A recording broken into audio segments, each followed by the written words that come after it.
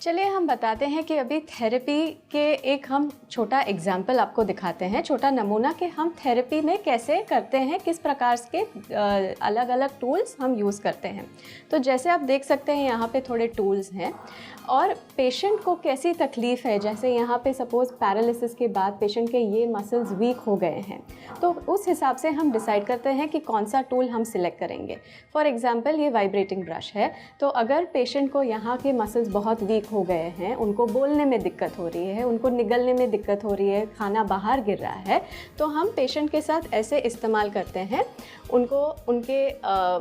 Different muscles जो होते हैं वहाँ पे हम स्टिमुलेट करते हैं, वहाँ पे हम स्ट्रोक्स लेते हैं, अलग अलग किस भाग में ज़्यादा तकलीफ़ है, और कुछ मोडालिटीज़ यूज़ करके उनको फीडबैक देते हैं कि ये यहाँ पे कैसे यूज़ किया जाएगा, उसका सेंसेशन कैसे होगा, आपकी टंग की मूवमेंट कहाँ पे होनी चाहिए। दूसरे जैसे टूल्स हैं, जैसे ये यहाँ पे देख सकते हैं कि किसी पेशेंट्स को डिसाथरा की तकलीफ़ है, जैसे वो साफ़ नहीं बोल पाते हैं कोई शब्द,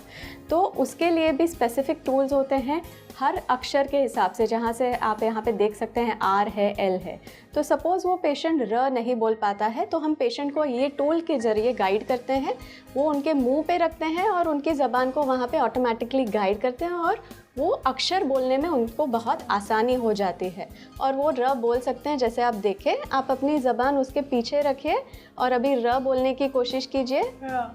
तो इस तरीके से पेशेंट को बहुत हेल्प होता है, स्पेशली जिन पेशेंट्स को अप्रैक्सिया है, कि उनको समझ में नहीं आता है कि कौन सा मसल कहाँ पे रखना है, कैसे ज़बान को मूव करनी है, कैसे मूवमेंट होगा, तो ये चीज़ उनको हेल्प करती है। दूसरे टूल्स हैं, जैसे यहाँ पे आप देख रहे हैं ये ब्लॉक्स हैं, तो पेशेंट को असेसमेंट में भी ये इजी होता है कि उनके ये माउथ के जो मसल्स हैं, जिनको हम मैसेटर या टेम्पोरालिस बोलते हैं, वो कितने उनमें सक्षमता है, कितने ताकतवर है। तो हम पेशेंट को बोलते हैं अपना मुंह खोलिए, इस पर बाइट करिए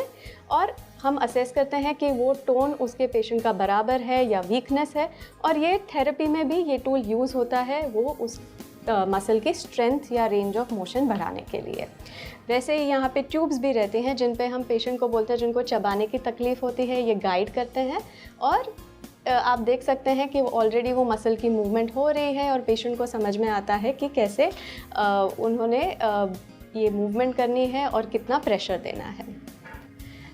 दर्शकों, आपने जिस तरीके से देखा, यहाँ पे ना ही कोई दवाई है, ना ही कोई सर्जरी है, बहुत सारे सिंपल टूल्स हैं और हम एक्सरसाइज के माध्यम से ये पूरी थेरेपी करते हैं। कौन से मसल्स इन्वॉल्व है, कौन सी तकलीफ़ है, उस हिसाब से हम मोडालिटी चूज़ करते हैं और पेशेंट्स को बताया जाता है कि इतने रेपिटेशन आपने घर पे करने हैं, ऐसे एक्सरसाइज करनी है। तो ये इतना सिंपल और आसान सा तरीका है, इसमें घबराने भी कोई चीज़ नहीं है या इन्वेजिव भी नहीं रहता है।